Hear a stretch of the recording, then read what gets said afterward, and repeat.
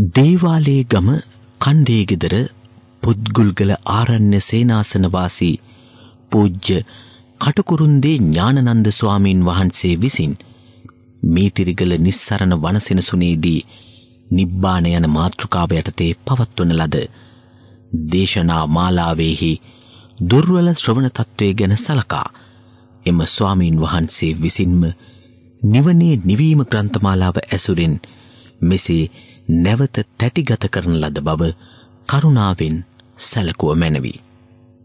නමෝ තස් භගවතු අරහතෝ සම්මා සම්බුද්දස්ස. නමෝ තස් භගවතු අරහතෝ සම්මා සම්බුද්දස්ස. නමෝ තස් භගවතු අරහතෝ සම්මා සම්බුද්දස්ස. ඒතං සම්තං ඒතං පනීතං යද්දං සබ්බ සංඛාර සමතෝ සබ්බෝපදී පටිනිස්සග්ගෝ තණ්හක්ඛයෝ විරාගෝ නිරෝධෝ නිබ්බානං. මේ ශාන්තය, මේ ප්‍රණීතය එනම් සියලු සංස්කාරයන්ගේ සංසිඳීම, සියලු උපදීන් අතහැර දැමීම, තණ්හාව ක්ෂය කිරීම, නොයල්ම නම් වූ විරාගය, නැවැත්ම නම් වූ නිරෝධය, නිවීම නම් වූ නිබ්බානය. අතිපූජනීය මහෝපාධ්‍යාය මාහිමිපාණන් වහන්සේ ප්‍රධාන ගරුතර යෝගාවචර මහා සංඝරත්නයන් අවසරයි. නිවන යන මාතෘකාව යටතේ සැලසුම් කළ දේශනා මාලාවේ දෙවැනි දේශනයයි අද කරන්න සිදුවලා තියෙන්නේ. අප පසුගිය දවසේ දේශනාවේ අවසාන හරියේදී කාරණයක් මතු කළා. නිවනෙහි පරමාර්ථය කුමක්ද? නිවන කුමක් සඳහාද කියන ප්‍රශ්නය නොගැලපෙන්නීමක් නිසාද කියන එක.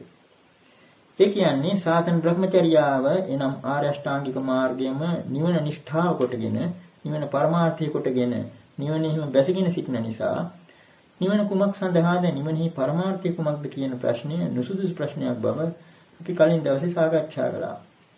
ඇත්ත වශයෙන්ම සමහර තැන්වල නිවන හැඳින්වීමට යොදලා තියෙනවා අනුත්තර බ්‍රහ්මචර්ය පරිෝසాన කියන පදේ පවා. ඊතර දැක්වෙන පාඨයක් තමයි සූත්‍රවල යස්සත්ථාය ගුලපුත්තා සම්මදේවාගාරස්මාන ගාරියම් පබ්බජಂತಿ. තදනුත්තරං බ්‍රහ්මචර්ය පරිෝසానං විත්තේව ධම්මේ සයං අභිඤ්ඤා සච්චිකත්වා උපසම්පජ්ජ විහාති කියන පාඨය. යම් අර්ථයක් යම් කාරණයක් සඳහා කුල පුත්‍රයෝ මනමින් ගිහිගෙන් නික්ම අනගාരിക වූ මේ පැවිද්දට ඇතුළු වෙද්ද එම අර්ථය එම අනුත්තර වූ බ්‍රහ්මචර්ය පරිෝසාණය බ්‍රහ්මචර්ය අවසානය දිටු දැමීම මේ ජීවිතයේදීම සොකී අභිඥාවෙන් සාක්ෂාත් කරගෙන ප්‍රත්‍යක්ෂ කරගෙන ඊට එළඹ වාසය කළා කියන එකයි ඒ පාඨයේ අදහස. මේ විදිහට මේ බ්‍රහ්මචර්යාව අවසාන වෙනකොට නිවන ලැබෙනවයි කියන එකට හේතුව මොකක්ද? මේ ආර්ය අෂ්ටාංගික මාර්ගය ඍජු මාර්ගයක්.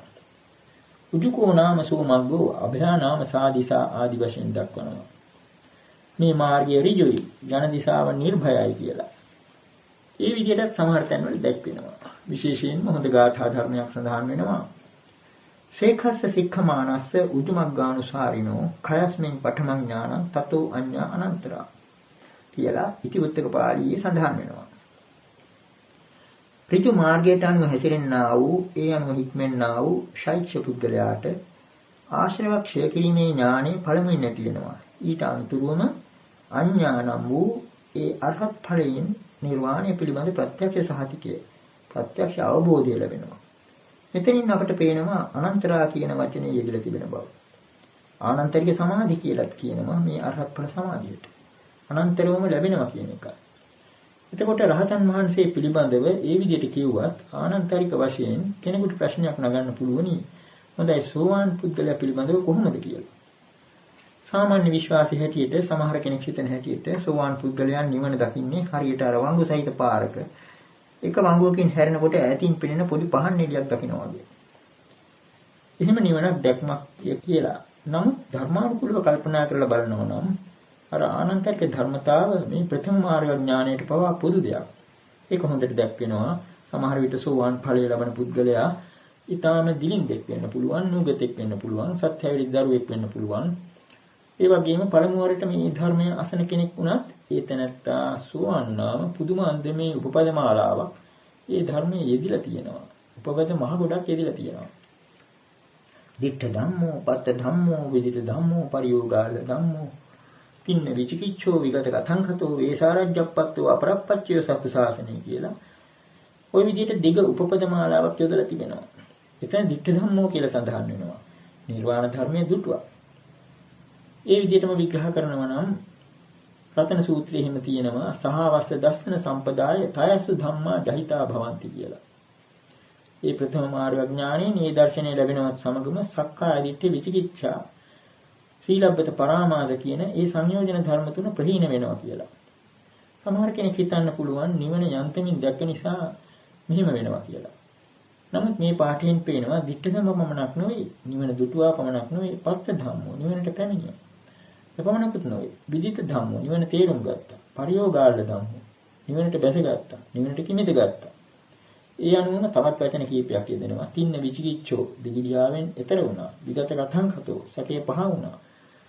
සකේ දුරු කරගත්තා. වේසාරජ්ජප්පත්තෝ විශාරද භාවයට පැමිණියා. අපරප්පච්චෝ සත්තු ශාසනය. මේ ශාස්ත්‍ර ශාසනයේ වෙන ගුරු උපදේශයක් නැතිව පවා සමහර විට ගුරු උපදේශයක් නම් ඉක්මන් කරගන්න පුළුවන්. එහෙම නැති වුණත් නිවන් දකින්න පුළුවන්. මේ මාර්ගය ලැබූ පුද්ගලයෙකුට කියන ඒ විදිහේ පද රාශියක් එතන ඉදිරියට තියෙනවා. මේන් අපිට පෙන්වනවා ප්‍රථම මාර්ගඥාණයෙන් ලැබෙන ප්‍රත්‍යක්ෂය පවා අර ඈතින් දකින නිවන් නිමිත්තක් එහෙම නිමිත්ත කරගත්තු දෙයක් නෙවෙයි. මේක නිවනට පැමිණීමක්, බැස ගැනීමක්. උපමාවක් වශයෙන් කියනවා නම් ඉතිහාස ප්‍රවෘත්තියකට සම්බන්ධ ජනප්‍රවාදයක් තිබෙනවා. වැජිබා රජුරුවන් දඹදිව ආක්‍රමණය කරන අවස්ථාවේදී නීල මහා යෝධයා යගදාවක් අරගෙන යගදා ප්‍රහාරයෙන් මුහුදු දිය දෙබෑ කරලා ඒ යන මාර්ගය පෑදුවා කියලා. එතකොට නීල මහා යෝධයාගේ යගදා ප්‍රහාරය වගේ එකක් තමයි මේ ලෝකෝත්තර මාර්ග චිත්තය. ඒක ඒ තරම්ම ප්‍රබලයි. පළවෙනි වර යගදාව ගහනකොටමත් මුහුදු දිය දෙබෑ වෙලා මුහුදු පතුල පේනවා. ඒ පුද්ගලයා මුහුදු පතුල දුටුවා. මුහුදු පතුලට පැමිණියා. ඒකට කිනිද ගත්තා වගේ. අන්න එහෙම තත්ත්වයක් මෙතන අපිට හිතා ගන්න තියෙන්නේ.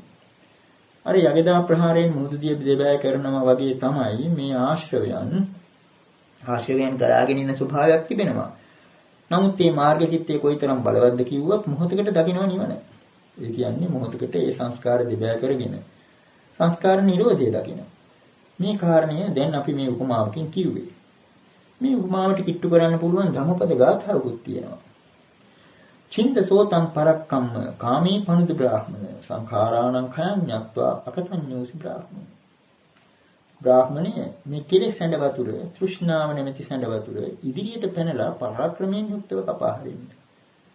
කාමයන් දුරු කරන්න. සංස්කාරයන්ගේ ක්ෂය වීම දැනගෙන බ්‍රාහ්මණය ඔබ අකත නම් වූ අසංඛත නම් වූ ඒ தත්ත්වය දැනගත් කෙනෙක් වන්න. මේ ගාථාවෙන් ඉතින් හොඳටම පැහැදිලි වෙනවා මේ මාර්ග ඥාණයෙන් කරන්නේ කුමක්ද කියලා. අර විදිහට ඉදිරියට පැනලා ඒ සැඬ වතුර පහර කපන්නා වගේ මේ තෘෂ්ණාවෙන් බැඳිලා තිබෙන සංස්කාර සමූහය මේ කෙලෙස් ගොඩ මොහොතකට කපා හරිනවා. එහෙම කපා හරිනකොට තේරුම් ගන්නවා සංඛාරාණං khයං ඤත්වා සංස්කාරයන් ක්ෂය කරන්න පුළුවන් කියන ප්‍රත්‍යක්ෂ අවබෝධය ලැබෙනවා. මේ මොහොතකට සංස්කාරයන් අර යගදාවෙන් ඉවත් වුණා වගේ දෙබෑ වුණා වගේ ඈත් වෙනවා. අසංඛත මුහුදුපත්ල දකින්න. අකත කියලා කියන්නේ අසංකත කියන්නේ ඒකයි. ඒ කියන්නේ සංස්කාරයන්ගෙන් තොර වූ මේ මුහුදුපත්ල මොහොතකට දුටුවා. ඒ යගදාව ඉස්සුවාට පස්සේ ආයෙත් ගලාගෙන එනවා. නමුත් අර දිඨාසව කියලා කියන එක් ආශ්‍රව පක්ෂයක් තවත් නොඉන්නම යනවා. ඒ ක්ෂණයෙන් වගේ රහත් වුණු මහා ප්‍රඥාන් වහන්සේලා, බාහ්‍ය වැනි මහරහතන් වහන්සේලා මොකද කළේ? බුදු පියාණන් වහන්සේගේ දේශනාව අවසන් වෙනවත් එක්කම එක පිටේක යගදා ප්‍රහාර 4ක් ගහලා ආශ්‍රවයන් ගලායම සම්පූර්ණයෙන්ම නැතර කළා. ආශ්‍රව ක්ෂය කියන தത്വයට සම්පූර්ණයෙන්ම බැමිණියා. එහෙම නැති පුද්ගලයා අර මාර්ග චිත්තයම පිහිට කරගෙන අර යගදාම පිහිට කරගෙන අකත අසංඛත தത്വය දකින්න. එතකොට මෙතනත් අපිට පේනවා අකත අසංඛත කියන දේවල් ඈත තිබෙන නිමිත්තක් හැටියට නිවන් දකින පුද්ගලයා අල්ලා ගන්නව නෙවෙයි කියන එක. මේ නිමිති අනුව සිටීම බොහෝ දුරට භාෂා ව්‍යවහාරයේ ලක්ෂණයක්. ඒක බොහොම අවස්ථාවල අපිට ඉවත් කරන්න බැරි විදිහට පේනවා. මේ කෙලෙස් සහිත ලෝකයාගේ ව්‍යවහාරයට භාෂාව සකස් වෙලා තියෙන්නේ. ඒක නිසා මේ භාෂාවේ එක ලක්ෂණයක් තමයි ග්‍රාහක භේදය. ග්‍රාහක භේදය කියලා කියන්නේ මේ භාෂාවේ අල්ලගන්න දේකුත් තිබෙනවය, අල්ලගන්න කෙනෙකුත් ඉන්නවය කියන ව්‍යවහාරයක් තියෙනවා. විෂයී කියලා කියනවා. කර්තෘ කර්ම ඔය කොයි විදිහට බැලුවත් භාෂා ව්‍යවහාරي කරන කෙනෙක් ඉන්නවා, කරන දෙයක් තිබෙනවා. අල්ලගන්න දෙයක් තිබෙනවා, අල්ලගන්න කෙනෙක් ඉන්නවා. ඔන්න ඔය විදිහේ ස්වභාවයක් තිබෙනවා මේ භාෂාවේ. ඒක නිසාම අපිට සාමාන්‍ය ව්‍යවහාරයක් වශයෙන් බලක්වන්න බැරි විදිහට කියන්න සිද්ධ වෙනවා. මම නිවන් දකින්න කැමතියි. නිවන ලබා ගන්න කැමතියි කියලා. ওই විදිහට ලැබීමක් ලබා ගැනීමක් හැටියට අපිට කතා කරන්න සිද්ධ වෙනවා. නමුත් බුදු පියාණන් වහන්සේ සමහර අවස්ථාවල මතක් කරලා දෙනවා මේක ව්‍යවහාර මාත්‍රයක් පමණයි. දැඩිව ගත යුතු දෙයක් නොවේ කියලා. සමහර පිළිතුරු තිබෙනවා ගත්කටටම කියන්න වගේ. අන්න එහෙම පිළිතුරු දෙන තැනක් හමු වෙනවා සංයුත් සංගයේ සගතක වර්ගයේ. අකුදින මෙති දේව පුත්‍රයා බුදුරජාණන් වහන්සේගෙන් අසනවා නන්දසිස්මන මහණ ඔබ සතුටු වන්නේහිද? බුදු පියාණන් වහන්සේ ඊට දෙන පිළිතුර කිං ලද්ධාවසෝ කුමක් ලබා ගත්තට දැනෙත්? ඊළඟට ඒ දේව පුත්‍රය අහනවා තේනෙහි සමන සෝචසි එහෙනම් මහණ ඔබ දුක් වන්නේහිද? කිං ජීතාවසෝ කුමක් දැනෙත් නැතිව? තේනෙහි සමන නේව නන්දසි නසෝචසි. හොඳයි එහෙමනම් මහණ ඔබ සතුටු වන්නේත් නැත දුක් වන්නේත් නැත. එසේ යවන්නේ කියලා පිටුරු දෙනවා. මේ විදිහට බලනකොට අන්තිමට නිවන් ලබනවා කියලා අපි කිව්වට මොකද ලබාගත් දේකුත් නැහැ නැති වුණ දේකුත් නැහැ. ওই විදිහේ තත්ත්වයක් තිබෙන්නේ. නැති වුණා නම් නැති උනේ යමක් ඇතේ කියලා හිතාගත්තු අවිද්‍යාවකුත් තව මදිය කියලා හිතාගත්තු තණ්හාවකුත් ඔච්චරයි නැති උනේ. මේ අදහස තවත් අපිට මතු කරගන්න පුළුවන්. දැන් නිවන හැඳින්වීමට අකත අසංඛත ආදී පද රාශියක් තියෙනවා. අපි එදා කිව්වා 33ක්ම එකතු කරලා තියෙනවා කියලා ලේඛනයක. ඒන් එකක් තමයි ඔය දීපං කියන්නේ. දීප කියලා කියන්නේ දිවයින. නිවන දිවයිනක් කිව්වහම අපිට හිතෙනවා මේක බොහොම ලක්ෂණ දිවයිනක්. දුපතක් වෙන්න පුළුවන් කියලා. මේ අදහසට අනුව අපි සමහර විට මේක දැඩිව හිතා ගන්නවා අනිකුත් ලෝක වගේ යම්කිසි භව තත්ත්වයක් කියලා. නමුත් මේකටත් බුදු පියාණන් වහන්සේ හොඳ පිළිතුරක් දීපු තැනක් අපට හමු වෙනවා සුත්ත නිපාතේ පාරායන වර්ගයේ. අප්ප කියන බ්‍රාහ්මණ මානවකයා බාවාරි බ්‍රාහ්මණයාගේ ගෝලයා බුදු පියාණන් වහන්සේගෙන් ඉල්ලීමක් කරනවා බොහොම ලස්සන ගාථාවකින්. මජ්ජේ සරස්මින් තිට්ඨතං ඕඝේ ජාතේ මහභයේ ජරා මච්චු පරේතානං දීපං පබ්‍රූහි මාච කියලා. මහත් භයානක ගම් වතුර ගලාගෙන එද්දී විලක් මැද සිටින ජනයාට දිවයිනක් කියන්න වගේ මේ ජරාවෙන් මරණයෙන් පෙළෙන්නා වූ ජරා මරණ දෙකට භයයේ පීඩිතව සිටින්නා වූ මේ ලෝකයාට දිවයිනක් කියන මැනවි නිදුකාණනි කියලා බුදු පියාණන් වහන්සේගෙන් ඉල්ලා සිටිනවා. බුදු පියාණන් වහන්සේ ඊට දෙන පිළිතුර මජ්ජේ සරස්මින් තිට්ඨතං ඕඝේ ජාතේ මහභයේ ජරා මච්චු පරේතානං දීපං පබ්‍රෝමි කප්පති. කප්පේ මම නුඹට කියනවා ඒ දිවයින කුමක්ද කියලා. මෙන්න මේකයි දිවයින. අකිංචනං අනාදානං ඒතං දීපං අනාපරං නිබ්බාන මිති නං රෝමි ජරා මච්චු පරික්ෂය. අකිංචනං කියන්නේ කිසිවක් අයිති නැති බව. අනාදානං කියන්නේ කිසිවක් අල්ලගත්තේ නැති බව. ඒතං දීපං අනාපරං මෙන්න මේකයි දිවයින වෙන එකක් නෙවෙයි. එතකොට කිසිවක් අයිති නැති බවත් කිසිවක් අල්ලගත්තේ නැති බවත් කියන එක තමයි මේ දිවයින කියන්නේ. ඒතං දීපං අනාපරං වෙන එකක් නෙවෙයි. නිබ්බාන මිති නං රෝමි මම මේකට කියනවා නිවන කියලා. ජරා මච්චු පරික්ෂයන් ජරාව සහ මරණය නැති කරන ඒවා විනාශ කරන தත්ත්වය ඒකයි. මේනුත් අපිට පේනවා අකත අසංඛත ඒ වගේම සබ්බ සංඛාර සමත ආදී පද ඇත්ත වශයෙන්ම නිවනට යොදාපු ගැළපෙන උපපද සමූහය. එයින් අන්‍ය වූ වෙන ගූඪ ධර්මයක් නොවේ නිවන. වෙන ඈත තියෙන නිමිත්තක් වගේ දෙයක් නොවේ කියන එකයි. සංඛතයක පැත්තකට දමලා අසංඛතය අනිත් පැත්තට දමලා නිවන පිළිබඳ විග්‍රහවලට සමහර කෙනෙක් බහිනවා. සංඛතේ අනිත්‍යයි අසංඛත ධාතු නම් වූ නිබ්බාණය ඒ වචනේ හැටි බලලා සංඛතේ අනිත්‍ය නම් අසංඛතේ නිට්ටය වෙන්න ඕනේ. ওই විදිහට හිතලා අසංඛතේ නිට්ටයයි කියනවා. එතකොට සංඛතේ දුකයි. අසංඛතේ දැප වෙන්න ඕනේ. ඊළඟට ওই විදිහට කියාගෙන ගිහිල්ලා සංඛතේ අනාත්මයි. එතකොට තමයි ඔන්න ටිකක් අමාරු වෙන්නේ. අසංඛතේ ආත්මයි කියලා කියන්න වෙනවා. ඉතින් එතෙන්දී සමහර විට නිවන වනාහි ප්‍රත්‍යක්ෂ කරගත් ධර්මයක් කියලා නිහඬ වෙන්නත් සිද්ධ වෙනවා. ওই විදිහේ තත්වයකටපත් වෙන්නේ ඇත්ත වශයෙන්ම මෙහි රහස තියෙන්නේ පටිච්ච සමුප්පාද ධර්මය පිළිබඳ පැහැදිලි අවබෝධයක් නැතිකමයි. ඒක නිසා අපිට යම් කිසි දෙයක් කියන්න සිද්ධ වෙනවා පටිච්ච සමුප්පාද ධර්මය පිළිබඳව. රසායන බෙහෙතක් ගන්න වුණත් පළමුවෙන්ම විරේකයක් අවශ්‍ය වෙනවා. ඒ වගේම නිර්වාණය පිළිබඳ ගැඹුරු සූත්‍ර දේශනාවලට ලං වෙන්න කලින් හුඟක් මඟෙලි කීමට සිද්ධ වෙනවා. ඒ නිසා පටිච්චසමුප්පාද ධර්මයේ පිළිබඳව අපි මීළඟට යමක් කියන්න බලාපොරොත්තු වෙනවා. මැදුම් සංගයේ ආර්ය පරියේෂණ සූත්‍රයේ දැක්වෙන හැටියට බුදු පියාණන් වහන්සේ සම්බෝධිය ලබා ගත්තට පස්සේ පළමුවෙන්ම වගේ මේ ධර්ම ගැඹීරතාව ගැන කල්පනා කරලා බලලා ධර්මයේ දේශනා කිරීමට අල්පෝත්සාහී වුණා. එතෙන්දී කාරණා දෙකක්, තැන් දෙකක් ගැඹුරු හැටියට බුදු පියාණන් වහන්සේට පෙනී ගියා. දුද්දසං ඉදං ඨාන යදිදං ඉදප්පච්චේතා පටිච්චසමුප්පාදෝ.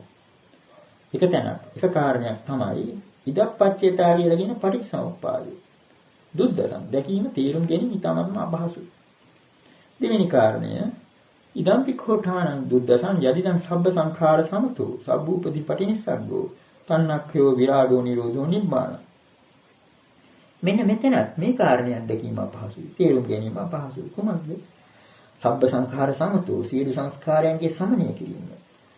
සබ්බූපදී පටිනිස්සග්ගෝ සියලු උපදීන් අතහැරීම. තණ්හක්ඛයෝ තෘෂ්ණාව ක්ෂය කිරීම. විරාගය, නිරෝධය, නිබ්බාන කියන මෙන්න මේ නිර්වාණ tattwයක් දැකීම අපහසුයි. ඉතින් අපිට මෙතනින් පෙනෙනවා පටිච්චසමුප්පාදය හැඳින්වීමට යම් වචනයක් යොදනවා නම් ඒකටම ලං කළ හැකි වචනයක් යොදනවා නම් ඒකට ඊටාත්ම ගැළපෙන වචනයක් තමයි ඉදප්පච්චේතාව. බුදු පියාණන් වහන්සේ එතන ඉදප්පච්චේතාව කියලා හඳුන්වලා තියෙනවා. ඒත් වශයෙන්ම මේ පටිච්චසමුප්පාද ධර්මයේ මූල ධර්මයේ මූල න්‍යාය ආර්ය න්‍යාය තමයි මේ ඉදප්පච්චේතාව. මේක මොකක්ද කියලා තේරුම් ගන්න අපි ඊළඟට පටිච්චසමුප්පාදය ගැන විමසලා බලමු. බොහෝ තැන්වල මේ අසවල් සූත්‍රය කියලා කිව යුතු නැති තරමට බහු ධාතුක ආදී සූත්‍රවලත් උදාන පාළිය ආදී පටිච්චසමුප්පාදය දක්වන ආකාරය මෙන්න මේ විදියයි. ඉති ඉමස්මින් සති ඉදං හෝති ඉමස්සුප්පාදා ඉදං උප්පජ්ජති ඉමස්මින් අසති ඉදං නහෝති ඉමස්ස නිරෝධා ඉදං නිරුද්ධති යදිදං අවිජ්ජාපච්චය සංඛාරා සංඛාරපච්චය විඥානං විඥානපච්චය නාම රූපං නාම රූපච්චය සලආයතනං සලආයතනපච්චය පස්සෝ පස්සපච්චය වේදනා වේදනාපච්චය තණ්හා තණ්හාපච්චය උපාදානං උපාදානපච්චය භව භවපච්චය ජාති ජාතිපච්චය ජරා මරණං ශෝක පරිදේව දුක්ඛ දෝමනස් වායාසා සම්භවಂತಿ එය මේ තස්ස කේවලස්ස දුක්ඛඛන්ද සමුදය හෝති අවිජ්ජායත්වේ වාසේස විරාග නිරෝධා සංඛාර නිරෝධෝ සංඛාර නිරෝධා විඥාන නිරෝධෝ විඥාන නිරෝධා නාම රූප නිරෝධෝ නාම රූප නිරෝධා සලආයතන නිරෝධෝ සලආයතන නිරෝධා භස නිරෝධෝ භස නිරෝධා වේදනා නිරෝධෝ වේදනා නිරෝධා තණ්හා නිරෝධෝ තණ්හා නිරෝධා උපාදාන නිරෝධෝ උපාදාන නිරෝධා භව නිරෝධෝ භව නිරෝධා ජාති නිරෝධෝ ජාති නිරෝධා ජරා මරණ ශෝක පරිදේව දුක්ඛ දෝමනස් උපායාසා නිරුද්ධාන්ති එව මේ තස්ස කේවලස්ස දුක්ඛඛන්දස්ස නිරෝධෝ හෝති. ওই විදිහටයි දැක්වෙන්නේ. දැන් මෙතන ඉමස්මින් සති ඉදං හෝති කියලා කිව්වේ අපි සිංහලට නැංගුවත් මේක එක්තරා මූල සිද්ධාන්තයක් වගේ තියෙන්නේ. ඉමස්මින් සති ඉදං හෝති. මේ ඇතිකල්ලි මේ වේ. ඉමස්සුප්පාදා ඉදං උප්පජ්ජති. මේ හට ගැනීමෙන් මේ හටගන්නේ. ඉමස්මින් අසති ඉදං නහෝති. මේ නැතිකල්ලි මේ නැත. ඉමස්ස නිරෝධා ඉදං නිරුද්ධති. මේ නිරුද්ධ වීමෙන් මේ නිරුද්ධ වේ. මෙතන හරියට අර බීජ ගණිතමය සිද්ධාන්තයක් වගේ දක්වලා තියෙනවා. නමුත් ඊළඟට තියෙනවා යදිදං. එනම් යදිදං කියන එකෙන් හැඟෙනවා මුලින් දැක්වුවේ සිද්ධාන්තයයි. ඊළඟට දැක්වෙන්නේ නිදර්ශනයයි කියලා. මේ නිදර්ශනය තමයි අර අවිජ්ජාපච්චය සංඛාරා ආදී ඒ ද්වාදසාංගය. අංග 12. මේ අංග 12 මෙහෙම දැක්ුවට මොකද? අත්ත වශයෙන්ම මෙතන සිද්ධාන්තයේ වැදගත් දේ තමයි අර ඉමස්මින් සතිය ආදී වශයෙන් මුලින් දැක්වූ ඒ පද හතර. මේ බව හුඟක්ම පැහැදිලි වෙන තැනක් තියෙනවා සංයුත් සංගේ නිදාන වර්ගයේ. බුදු පියාණන් වහන්සේම ප්‍රශ්නය නඟලා පිළිතුරු දෙනවා. පටිච්ච සමුප්පාදං ච වෝ භික්ඛවේ දේශිස්සාමි පටිච්ච සමුප්පන්නේච ධම්මේ. මහණෙනි මම නුඹලාට පටිච්ච සමුප්පාදය දේශනා කරනවා පටිච්ච සමුප්පන්න ධර්මයෙන් උද්දේශනා කරනවා කියලා.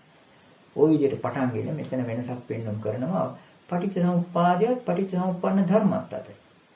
ඒ කියන්නේ පටිච්ච සමුප්පාදයේ අනුව හටගත්ත ධර්ම කියන එකයි. එතකොට පටිච්ච සමුප්පාදයේ තෝරන්න මේ 12න්ම අග කෙළවරේ තියෙන අංග දෙකක් ඉදිරියට ගන්නවා. ජාතිපච්චය භික්ඛවේ ජරා මරණං උපාදාවා තථාගතානං අනුපාදාවා තථාගතානං පිතාව සාධාතු ධම්මට්ඨිතතා ධම්ම නියාමතා ඉදප්පච්චයතා. ඒක තව දිගට යනවා.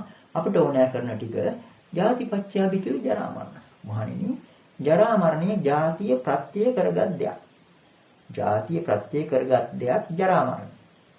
උපාදාව තථාගතානං අනුපාදාව තථාගතානං තථාගතයන් වහන්සේලාගේ පහළවීම වූයේ හෝ වේවා නොවූයේ හෝ වේවා ඨිතාවතා ධාතු ඒ ධර්ම ධාතුව ඒ ධර්ම ස්වභාවය ඒ අන්දමින්ම පවතිනවා ධම්මඨිතත ධර්ම ස්ථිතිය කියලා දක්වන ධම්ම නියාමතාව ඉදප්පච්චේතා මේ ඉදප්පච්චේතාව කියන ධර්මතාව එතකොට මේ අංග දෙකක්ම වුණත් ඇති අර සිද්ධාන්තයේ තේරුම් ගන්න මේ කාරණය අටුවාවේදී එහෙම ඒ තරම් සැලකිල්ලට ගත්තේ නැති බව පේනවා. ඉමේ සම්පච්චය ඉදප්පච්චයතා ආදී තේරීම් වලින්. ඒ කියන්නේ මේක සාමූහික අර්ථයකින් තේරුම් ගන්නවා.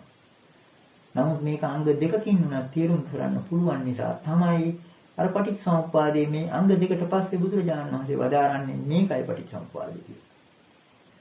ඊළඟට ප්‍රකාශ කරනවා කතමීච වික්කේ පටිච්චසමුප්පන්නාත කියලා. ඒකට ඉතින් දක්වන්නේ ජරා මරණම් වික්කවේ අනිච්චං සංඛතං පටිච්චසමුප්පන්නං කය ධම්මං වය ධම්මං විරාග ධම්මං නිරෝධ ධම්මං. මානෙනි ජරා මරණය මේ අග තියෙන එකාංගයක් අරගෙන ප්‍රකාශ කරනවා. ජරා මරණ කියන එක අනිත්‍ය දෙයක්. සංඛත. සකස් කරන ලද දෙයක්. පටිච්චසමුප්පන්න. හේතු ප්‍රත්‍යයෙන් උපන්නා වූ දෙයක්.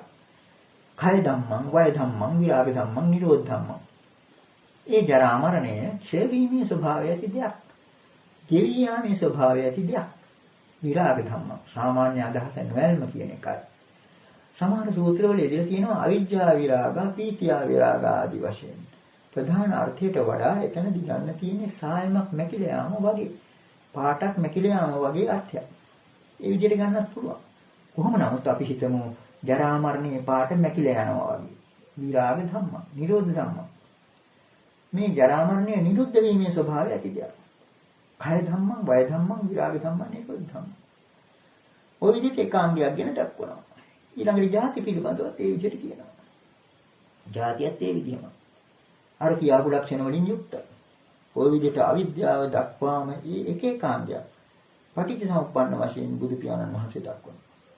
එතකොට මේ එක එක අංගයක්ම මෙතන පටිච්චසමුප්පන්න වශයෙන් දැක්වීම මේ ගැන ටිකක් කල්පනාකාරී විය යුතු තිබෙනවා.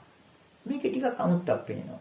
මෙතන මේ ජරා මරණය මේක අනිත්‍ය කියලා ප්‍රකාශ කිරීමක් නිසා. අනිත්‍යං සංඛතං මේක එක්තරා විදිහක සකස් කරගත්තු දෙයක්. සංඛතං පටිච්චසමුප්පන්න දෙයක්. පටිච්චසමුප්පන්න. කය ධම්ම මේක ක්ෂය වෙනවා. දැන් ජරාව කියලා ගන්න කොටත් ක්ෂය වීම. නමුත් ජරා මරණයත් ක්ෂය වෙන්න පුළුවන්. ගෙවිල යන්න පුළුවන්. ඒ විදිහේ දෙයක් මෙතන දක්වනවා. ඒ වගේම ජාතිය ගැන ඒ විදිහටම දැක්කේ. එතකොට මේ පදවල අමුත්තක් බැලුමට පේනවා. කලින් සඳහන් කළ ඉදප්පච්චේතා සිද්ධාන්තයේ සඳහන් වෙනවා ඒ වගේම කියනවා. ඊමස්මින් සති ඉදං හෝති කියන ඒ වීජ ගණිතමය වගේ පෙනෙන සිද්ධාන්තයට අපි ඇතුල් කළොත් අර අංග දෙක ඒ කියන්නේ ජාතිය ජරා මරණයත් ඇතුල් කළොත් මේ විදිහට අපිට කියන්න සිද්ධ වෙනවා. ඊමස්මින් සති ඉදං හෝති කියනවා වෙනුවට ජාතිය සති ජරා මරණං හෝති. ජාතිය උප්පාදා ජරා මරණං උප්පජ්ජති. ජාතිය අසති ජරා මරණං නහෝති. ජාතිය නිරෝධා ජරා මරණං නිරුද්ධති. ওই විදිහට කියන සිද්ධ වෙනවා. එතකොට මේක සිංහලට නැගුවොත් බැලුමට ටිකක් අමුත්තක් පේනවා. උපත කියලායි සාමාන්‍යයෙන් ජාති කියන එක තෝරන්නේ. උපත ඇති කල්ලි ජරා මරණය වෙයි. උපතෙහි ඉපදීමෙන් එහෙම නැත්නම් හට ගැනීමෙන් ජරා මරණයද හටගන්නේ. උපත නැති කල්ලි ජරා මරණය නොවේ. උපතෙහි නිරුද්ධ වීමෙන් ජරා මරණය නිරුද්ධ වේ. මේ ජාති ජරා මරණ කියන අංග දෙක ගැන කල්පනා කරලා බැලුවත් මෙතන මේ යෙදුන ආකාරය අමුතුයි. ජාතිය උපත උපදින්නේ කොහොමද? මෙතන උපත උපදිනවා වගේ මේ කියන හැටියට. ඒ වගේම ජරා මරණය මැරිලා යනවා.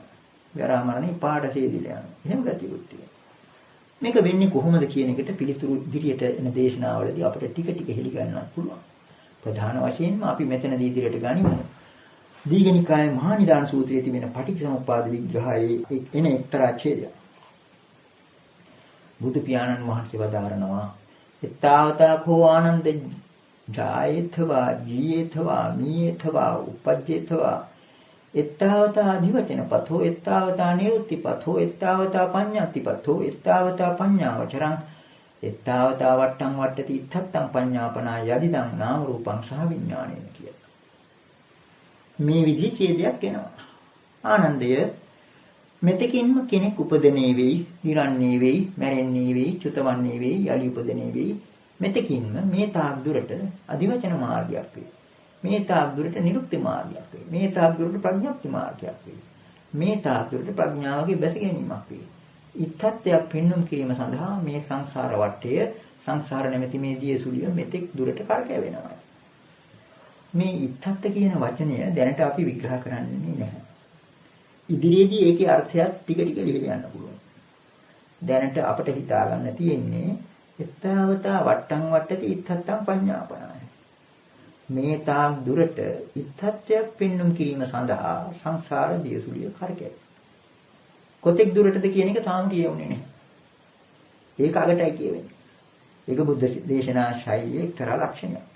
යදිදං නාම රූපං සහ විඥානයි. එනම් නාම රූපය විඥානයේ සහිත වූ කල. මේට අමතරව වචන කීපයකුත් සමහර සංශෝධනවල තිබෙනවා. ඒ අටුවාවලින් එකතු කරගත්තු වචන. අඤ්ඤමඤ්ඤ පච්චයතාය පවත්තති කියලා. ඒක බුද්ධ දේශනාවට අදාළ එකක් නෙවෙයි. ඒක හොඳටම තේරෙනවා. මේ වාක්‍යය සම්පූර්ණයි. යදිදං නාම රූපං සහ විඥානේන කිව්වහම. එන් කියන්නේ නාම රූපේ අන්තාකල් විඥානයේ සහිතව තිබෙනවාද? ඒ තාකල්. අන්න එතෙක් උට කියන එකයි. කලින් අර මෙතිකෙන් කියලා කිව්වේ. මේ අගපද දෙකට සම්බන්ධ කරලා. ඒක ගන්න තියෙන්නේ. යම් තාක්කල් නාම රූපයේ විඥානයේ සහිතව පවතිනවාද? ඒ තාක්කල් කෙනෙක් උපන්නයි කියලා කියන්න පුළුවන්. චුත වෙනවා කියලා කියන්න පුළුවන්. යලි උපදිනවා කියලා කියන්න පුළුවන්. එත්තාවත අධිවචනපත. මෙන්න මේ තාක් දුරටයි අධිවචන මාර්ගයක් තියෙන්නේ. සාමාන්‍යයෙන් භාෂාවල තියෙන අධිවචන නිරුක්ති ප්‍රඥප්ති කියන ඒවා භාෂාව පිළිබඳ අංගෝපාංග කියලා දැනට හිතාගත්තාම ඇති. අධිවචන මාර්ග, නිරුක්ති මාර්ග මේ ඔක්කොම මෙන්න මේ තාක් දුරටයි තියෙන්නේ. ඒ වගේ පඤ්ඤාවචන ප්‍රඥාවගේ බැස ගැනීමක් මේ තාක් දුරටයි. ඒ කියන්නේ විඥානයත් නාම රූපයත් එකට තියෙනවා නම් එතන තියෙනවා මේ ඔක්කොම. මුළුමහත් සංසාරයේම රහස මෙන්න මේ දියසුලිය තුල ගැඹෙලා තිබෙනවා. මේ වට්ට ආවට්ට ශබ්දය යෙදෙනවා දියසුලියට. ඒක දියසුලිය සඳහා යෙදෙන බව ඒකත් ඉදිරියේදී හෙළි වෙන්න පුළුවන්. දැන් කාලේ අර්ථත් හුඟක් දුරට මැකිලා ගිහින් අටුවාවල නූතන පරිවර්තන ආදී වට්ටම් වට්ටති කියන එක තෝරගන්නේ සසර වැහි කියලා. වැස්සට සම්බන්ධ කරලා තෝරන. එහෙම එකක් නෙවෙයි. මෙතන කියවෙන්නේ මේ දෙක අතර තියෙන එක්තරා කරකැවිල්ල. වට්ට කියලා තියෙන්නේ එක්තරා කරකැවිල්ල.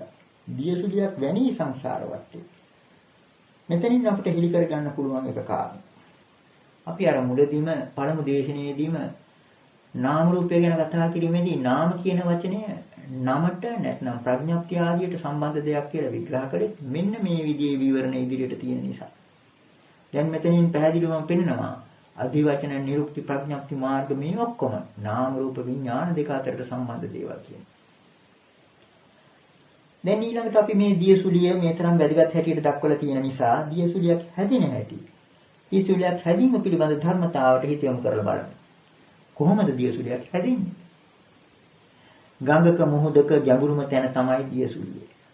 මේ දියසුලිය හැදීමේදී පළමුවෙන්ම හිතා ගන්න තියෙන්නේ මෙන්න මේ ආකාරයටයි සිද්ධ වෙන්නේ කියලා. ඔන්න අපි හිතමු ගංගක වතුර පහළට ගලාගෙන යනවා. ඒක ගඟේ ස්වභාවයයි. ගඟේ ස්වභාවය පහළට ගලාගෙන යනවා. නමුත් යම්කිසි දියවැලක් කල්පනා කරනවා මට පුළුවන් ඉස්සරහට යන්න කියලා. ඔය දියවැල ඉදිරියට උඩහට යනවා.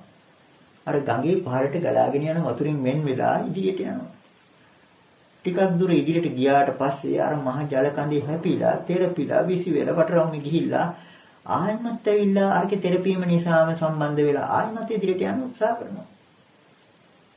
එතකොට හිතට නගා ගන්න පුළුවනි අපි හැම කෙනෙකුටම ওই විදිහට දියවැල ඉදිරියට ගිහිල්ලා ඒක තැනකදී හැපිලා විසි වෙලා වටරවුමේ ගිහිල්ලා ආපසු කරකැවෙනවා. ඔන්න ඔතන දැන් කරකැවිලා චක්‍රයක්. එතන එක්තරා වටවලලක යාමක් පටන් ගන්නවා. ওই විදිහට මේ වටවලල්ල යාම ක්‍රමක්‍රමයෙන් කාලයක් තිස්සේ යන්න දියවැල තේරුම් ගන්නවා මට ඉස්සරහට යන්න බෑ කියලා. එහෙනම් ඊළඟට මොකද කරන්නේ? පතුල දිශාවට යන්න බලනවා. පාතාලයේ දෙසට. හරියට අර කිරිගොට්ටක හැඩයට එහෙම නැත්නම් පුනීලක හැඩයට දියසුලිය යටට හාරාගෙන යනවා. දැන් මේක පතුල නොපෙනෙන පාතාලයක් වෙන තරමට හාරගෙන යනවා. ඊ අතරේ මොකක්ද වෙන්නේ? අර පාතාලයේ ඇති ඌනත්වය පිරවීමට නොයෙකුත් විදිහේ දේවල් ඇද ගන්න ශක්තියකුත් ආකර්ෂණ බලවේගයකුත් මේ දියසුලියට ලැබෙනවා. ආවට තිබෙන අතු ඉති ගස් කොළන් මල කුණු හැම එකක්ම ඇදලා ගන්න පුළුවන් එක්තරා විදිහක උපාදානයකුත් ඇති වෙනවා. අර තණ්හාව පිරීමට සුරුසුරු ගගා අර ඔක්කොම ඇදලා ගන්න ස්වභාවයක් මේ දියසුලිය ඇති වෙනවා. එතකොට මෙතන මහා ජවයකින් වේගයකින් කරකැවෙන දියසුලියක් ක්‍රමක්‍රමයෙන් නිම් වලල්ලක් විශාල වෙනවා. මහා භයානක තත්ත්වයක් මෙතන තියෙනවා. මේ ක්‍රියාකාරීත්වය මේ විදිහට තියෙනකොට මේකට අත දික් කරලා අපිට පෙන්වන්න පුළුවන්. දැන් ගංගක මොහොතක වතුර වල මේ වගේ ක්‍රියාකාරීත්වයක් තියෙනකොට අපිට පෙන්වන්න කරන්න පුළුවන් අතන කියලා කියන්න පුළුවන්. මෙතන කියලා කියන්න පුළුවන්. ඔන්න ඔතන කියලා කියන්න පුළුවන්. කොහොම තත්ත්වයක් කියලා. මොකක් නිසාද? මෙතන එක්තරා ක්‍රියාකාරීත්වයක් තියෙන නිසා. සාමාන්‍යයෙන් ලෝකයා ක්‍රියාකාරීත්වයක් තියෙන තැනකට තමයි ඒකකයක් කියලා කියන්නේ. නූතනයේ යෙදෙන වචනයක් ඒකකයක් කියන්නේ. එහෙම නැත්නම් මධ්‍යස්ථානයක්, එහෙම නැත්නම් ආයතනයක්. ඒ ක්‍රියාකාරීත්වයක් ඇති තැනකට ඒකක මධ්‍යස්ථාන ආයතන ආදී පද යෙදෙනවා. ඔන්න එතකොට අර දියසුලියක් දැන් මහා වැඩ කොටසක් කෙරෙන තැන. ඒක නිසා මේකට නමකුත් දෙන්න පුළුවන්. අතන කියලා කියන්න පුළුවන්. එහෙම නැත්නම් අර තැන කියන්න පුළුවන්.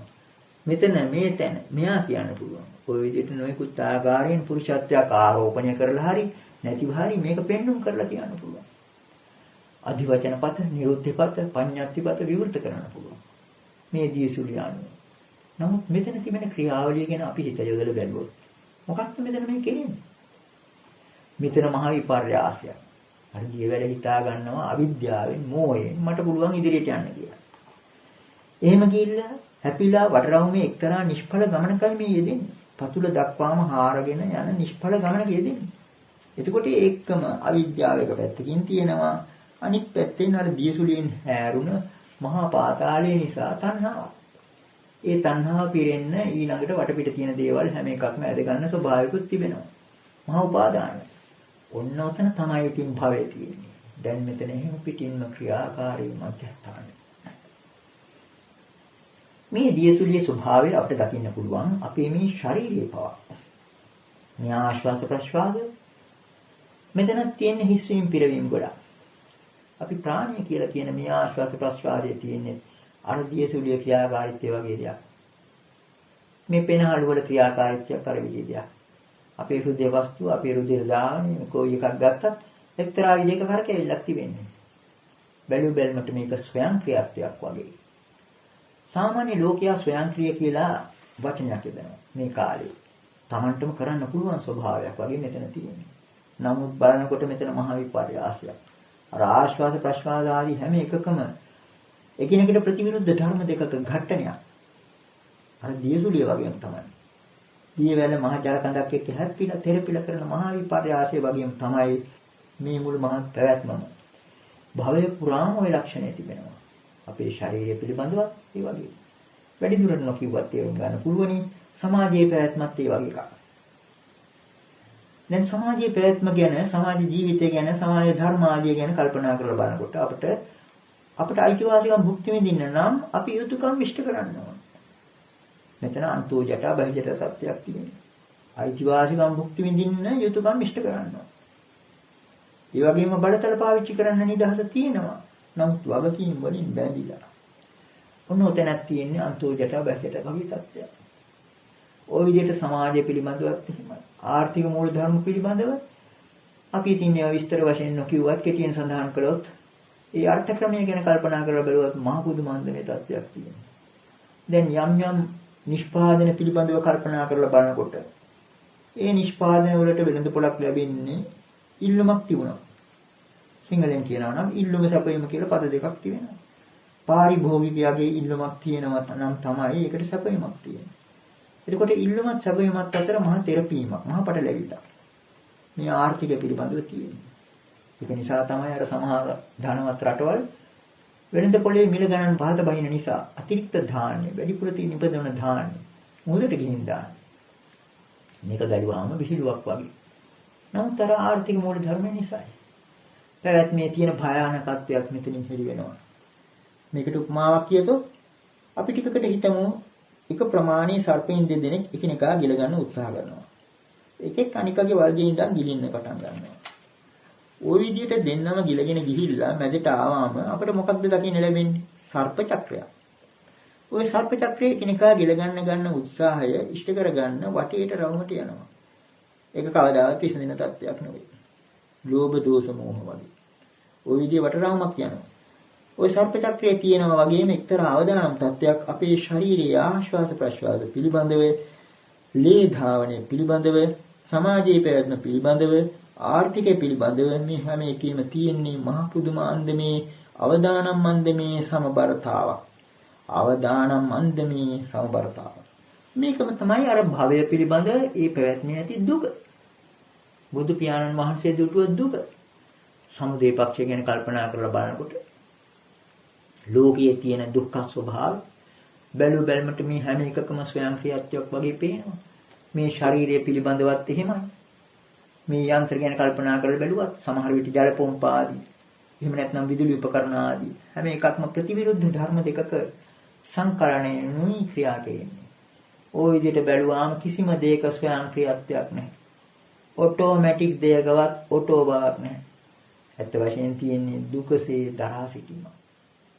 මේක තමයි අර දුක්ඛ කියන කෙටි වචනේ තේරුම. දුක් කියන්නේ දුකසේ, ක කියන්නේ දරා සිටීම. දුකසේ නමුත් දරා සිටිනවා, දරා සිටින නමුත් දුකයි. එතකොට දුක්ඛ කියන එකේ අර්ථය උතනින් ගන්න පුළුවන්. මේ එකම අපිට තවත් කාරණයක් මෙතනින් හෙළ වෙනවා. මේ දිසුලියේ ක්‍රියාකාරීත්වය නිසාම මෙතන කියලා කියන්න පුළුවන් තත්ත්වයක් ඇති වුණා. අපි තීරුම් නොකළ වචනයක් තියෙනවා ඉත්තං කියලා. කලින් සඳහන් කළ පාඨය. ඉත්තාවත වට්ටම් වට්ටති ඉත්තං පඤ්ඤාපන. ඉත්තත්වයක් දැක්වීම සඳහා මේ සංසාර වටේ කරකැවේ කියලා. ඔන්න දැන් ඉත්තං කියලා කියන්නේ මොකක්ද බලන්න. ඉත්තං කියලා කියන්නේ මෙසේ බව. එතකොට මෙසේ බවක් දැක්වීමට පුළුවන් තත්ත්වයක් ඇති වෙනවා. අර දියසුලිය නිසා.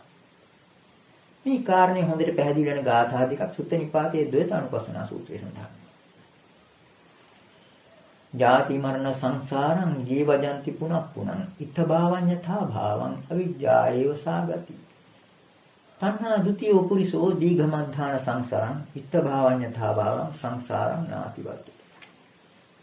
මේ ගාථා දෙකේම ඉත්තභාව අඤ්ඤතාභාව යන පද දෙක සඳහන් වෙනවා. බොහොම වැදගත් කාරණයක් බව මෙතනින් හෙළි වෙනවා. එතකොට පළමුවෙන් කියුණේ යම් කෙනෙක් ජාති මරණ දෙක අතර මේ වටරවුමේ කරකැවිල්ලක් වශයෙන් නැවත නැවත ගමන් කරද්ද ඉත්තභාව අඤ්ඤතාභාවයක් වන මේ සංසාර ගමන අවිද්‍යාවගේම ගමනය. අවිද්‍යාය ඒව සාගති. ඒ ගමන අවිද්‍යාවෙන්ම යවෙන ගමනක් කියන එකයි. ඊළඟ ගාථාවේ කියවෙන්නේ තණ්හාව දෙවෙන්නා කොටගත්. දෙවෙන්නා කියලා කියන්නේ දැන් ගමනක් යනකොට දෙවන්නේක් එක්කගෙන යන සිරිතක් තියෙනවනේ සමහරුන්ගේ සවේ. ඒ වගේ තණ්හා ဒ ුතියෝ පුරිසෝ මේ සංසාරගත පුද්ගලයා තණ්හාව දෙවෙන්න කොටගෙන යහළුව කරගෙන යන්නේ. දීර්ඝ කාලයක් සංසාරේ ගමන් කරන්නේ ඉත්තභව අඤ්ඤතාභාව ස්වභාවය ඇති මේ සංසාරේ නොඉක්මවයි. මේන් බේරෙන්නේ නැති කියන එකයි. අපි කලින් කිව්වා මෙතන පහළ වුණා කියලා. අර දියසුලිය නිසා. ඇත්ත වශයෙන්ම කෙනෙකුගේ උත්පත්තිය කෙනෙක් උපන්න කියලා කියන්නේ මෙතනක් පහළ වීම. මහා ආශ්චර්යවත් දෙයක් සිද්ධ වෙනවා. කෙනෙක් උපන්නා කියලා කියනකොට. එහෙම නැත්නම් ඉත්තත්වයක් ඇති වෙනකොට. එතන මෙතනක් වෙනවා. මෙතනක් ලෝකෙට උපදිනවා. මෙතන ඉත්තභාව කියන එක තව තේරුම් කළ යුතු තිබෙනවා. ඉත්තභාව අඤ්ඤතාභාව කියන පද දෙකම. ඉත්තත් කියන්නේ මෙසේ බව. මේ යුගල හැටියට එතකොට යෙදෙන්නේ. ඉත්තභාව අඤ්ඤතාභාවය. අඤ්ඤතාභාව කියලා කියන්නේ මීට වෙනස් බව. මෙසේ බවත් මීට වෙනස් බව. ප්‍රතිවිරුද්ධ ධර්ම දෙකක සංඝට්ටනාව එතනින් පෙන්වනවා. අඤ්ඤතා භාව කියලා කියන්නේ මීට වෙනස් බව නිසා කෙටියෙන් අපිට සලක ගන්න පුළුවනි මෙසේ බව හා අන්සේ බව කියලා. අපිට වචනයක් හදන්නත් වෙනවා. මේ වගේ වැඩි සාකච්ඡා නොකරපු නිසා වචන හදන්නත් වෙන විදියයි පිනින්නේ. ඉත්තභාව අඤ්ඤතා භාව මෙසේ බවත් අන්සේ බවත් කියලා දෙකක්. දැන් මේ කාරණේ ගැන තව ටිකක් කියන්න ඕන සමහර කෙනෙකුට සැකයක් ඇති වෙන්න පුළුවන් නිසා. අටුවාවල මේක තෝරන්නේ ඊටාත්ම ලිහිල් කරගෙන. සුත්ත නිපාතේ මේ තරම් වැදගත් ගාථා දෙකටම අටුවාව සපයන අවස්ථාවේදී මේ ඉත්තභාව අඤ්ඤතාභාව කියන වචන දෙක තෝරන්නේ මෙහෙමයි. ඉත්තභාව කියන එක තෝරන්නේ ඉමං මනුෂ්‍ය භාවං මේ මනුෂ්‍ය භාවය කියලා. අඤ්ඤතාභාව කියන එක තෝරන්නේ ඊතෝ අවශේෂ අඤ්ඤනිකාය භාව. කියලා. මේ මනුෂ්‍ය භාවයෙන් අන්‍ය වූ අනිකුත් භව කියන එකයි. නමුත් මේ ඉත්තත් කියන එකේ මූලික අර්ථය ගැඹුරු අර්ථය තේරුම් ගත්තේ නැති බව පේනවා. මේ අටුවාව දෙන අර්ථ වැරදි බව පෙන්වන්න හොඳ සාධකයක් දීඝනිකායේ පාටික සූත්‍රයෙන් පිළිවෙනවා. පාටික සූත්‍රයේ සඳහන් වෙනවා ඒක කෙටියෙන් කියතොත් කල්ප විනාශ අවස්ථාවේදී ශූන්‍ය වූ බ්‍රහ්ම විමානයක් පහළ වෙනවය. ඒකේ කවුරු හරි ගිහින් උපදිනවය. ඉපදිලා කලක් එතන තනියම ඉන්නකොට තනිකම වැඩි නිසා කල්පනා කරනවා අහෝ වත අඤ්ඤේ පිසත්තා ඉත්තත්තං ආගච්ඡි. අනේ තවත් සත්වයින් මෙතනට මේ ඉත්තත්වයට එනවනම් කියලා. එතන ඉත්තත්වයේ කිව්වේ මනුෂ්‍ය ලෝකේ නොවෙන්නේ. එතන කියන්නේ බ්‍රහ්ම ලෝකේ. බ්‍රහ්ම ලෝකේ ඉඳන් බලනකොට ඉත්තත්වයේ බ්‍රහ්ම ලෝකයයි. මනුෂ්‍ය ලෝකේ ඉන්න අපටයි ඉත්තත්වයේ මනුෂ්‍ය ලෝකේ වෙන්නේ. එතකොට මේක සාමාන්‍ය පටුවර්ථයකින් ගත්තොත් මනුෂ්‍ය ලෝකය කියලා ගන්න පුළුවන් වුණාට මෙතන විශේෂයෙන්ම එදලා තියෙන්නේ මුළු මහත් සංසාරයම ගැන කියනකොට මනුෂ්‍ය ලෝකයේ එක පැත්තකට දාලා අනිත් ඒවා වෙන පැත්තකට දෙමීමක් නෙවෙයි මෙතන කියන්නේ.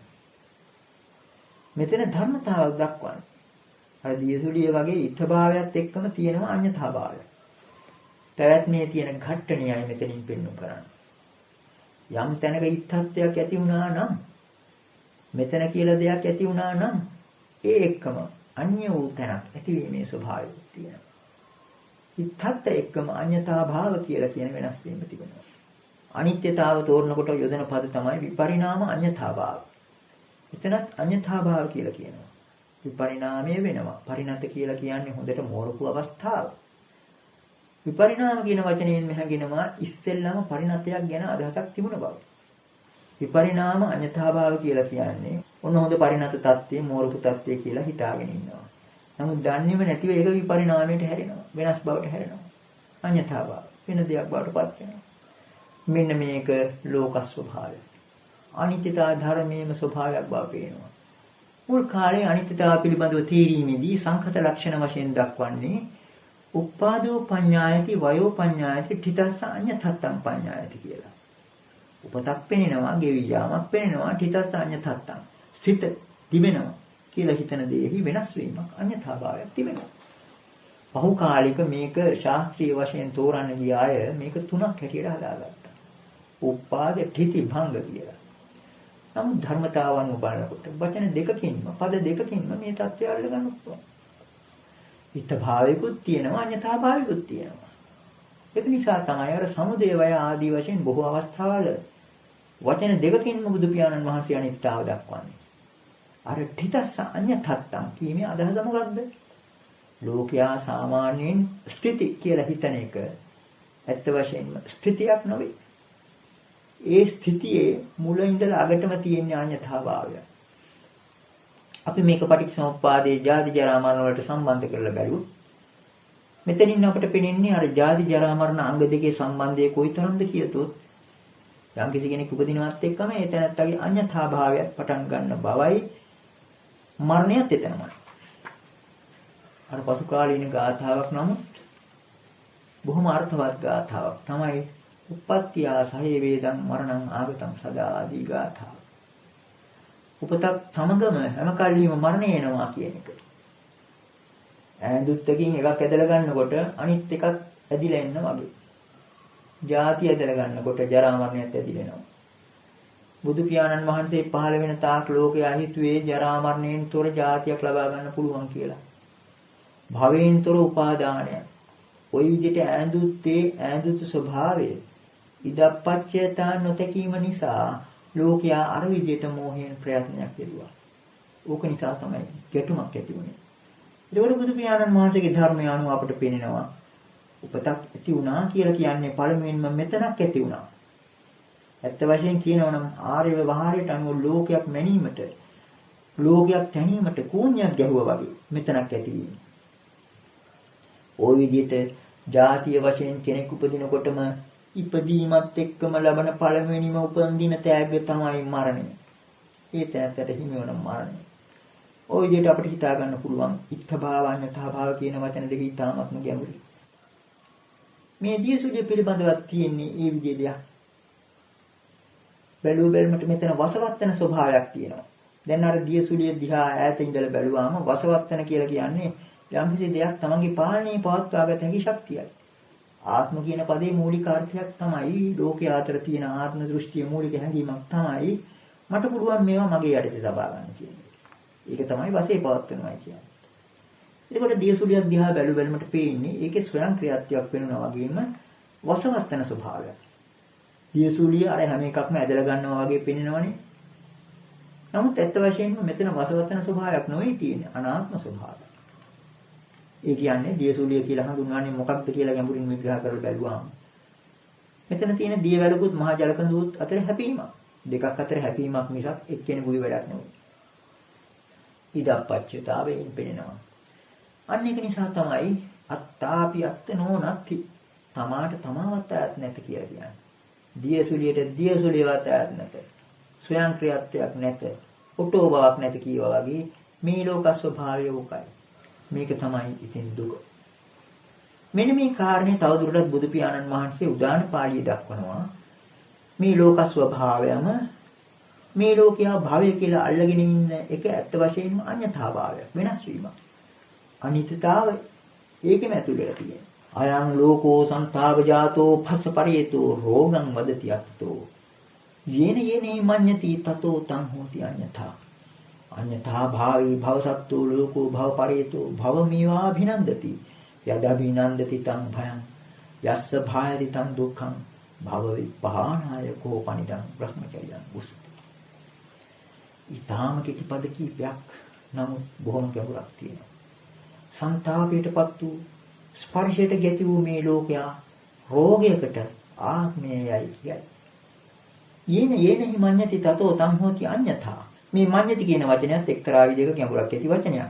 කෙටියෙන් සඳහන් කළොත් මඤ්ඤණාවන් කියන්නේ තෘෂ්ණා මාන දෘෂ්ටි වශයෙන් යම් යම් දේවල් පිළිබඳව ප්‍රකල්පණය කිරීම, සිතීම. තණ්හා මාන දිට්ඨි වශයෙන් යම් කිසි දෙයක් ගැන හිතනකොට ඒකට මඤ්ඤණා කියලා කියනවා.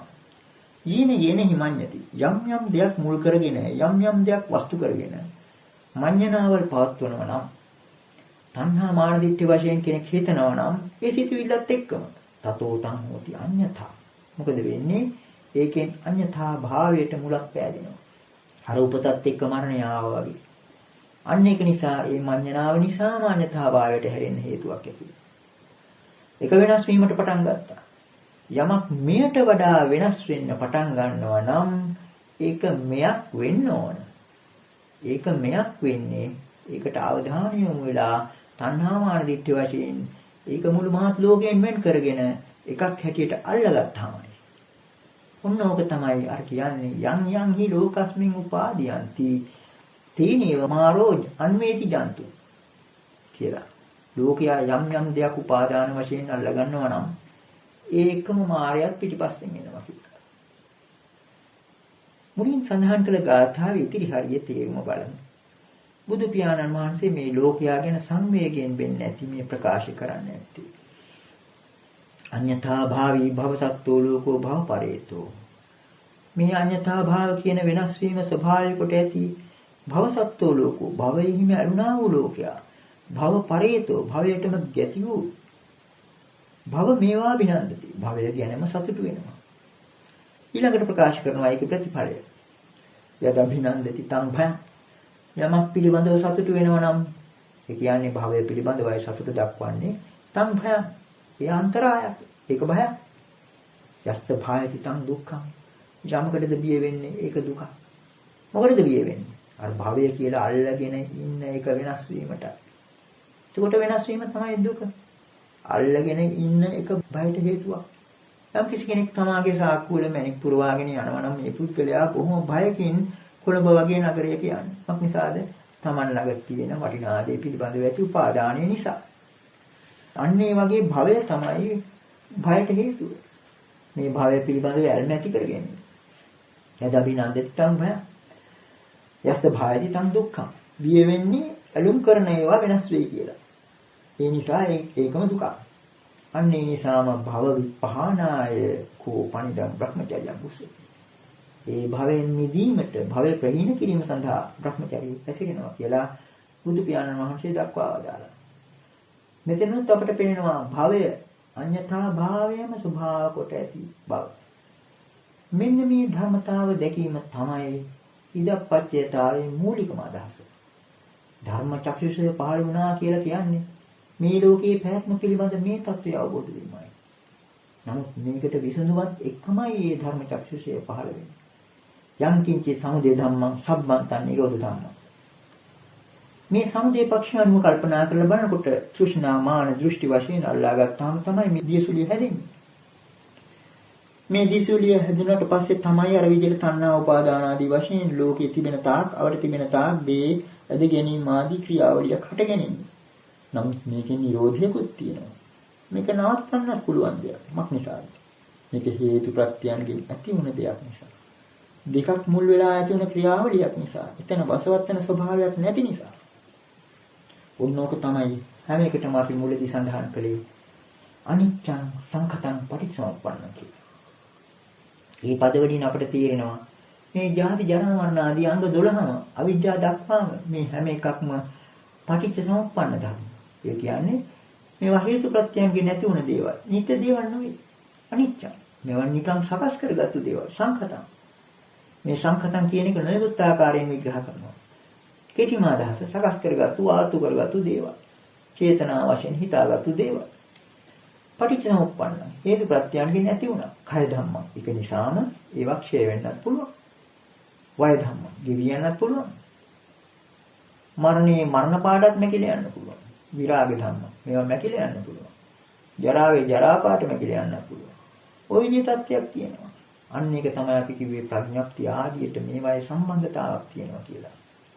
මේවායේ මැකී යන ස්වභාවයක් තියෙනවා. අන්න ඒක තේරුම් ගන්නවා සමුදය නිරෝධ කියන ධර්මතාව දුටුව පුද්ගලයා. දැන් එතකොට මෙතෙක් අපි ප්‍රකාශ කළේ සාමාන්‍ය ලෝකයා ගැන කල්පනා කරනකොට මේ සංසාරයේ වටයක් වගේ, දියසුලියක් වගේ කියලා.